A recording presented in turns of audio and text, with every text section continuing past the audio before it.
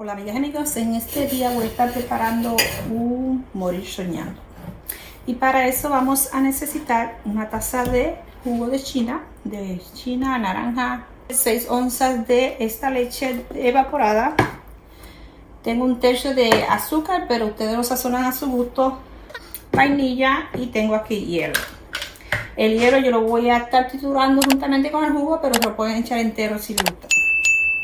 Así que vamos a comenzar midiendo la taza de jugo y vamos a estar mezclando todo.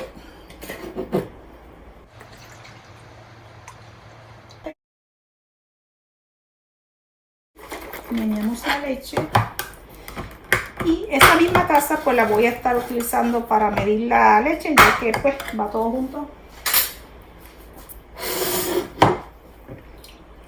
Utilizar 6 onzas de leche evaporada, una cucharada de vainilla.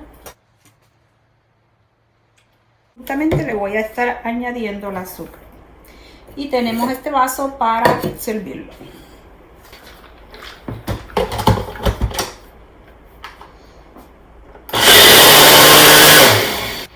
Esto es solo unos segunditos.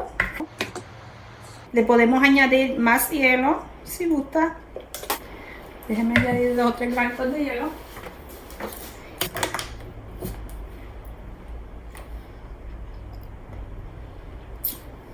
Está muy rico. Bueno, amigas y amigos, eso es todo. Ya ves que es una receta sumamente sencilla, pero la cual piden muchísimo en los restaurantes. Gracias y Dios me bendiga a todos. Bye.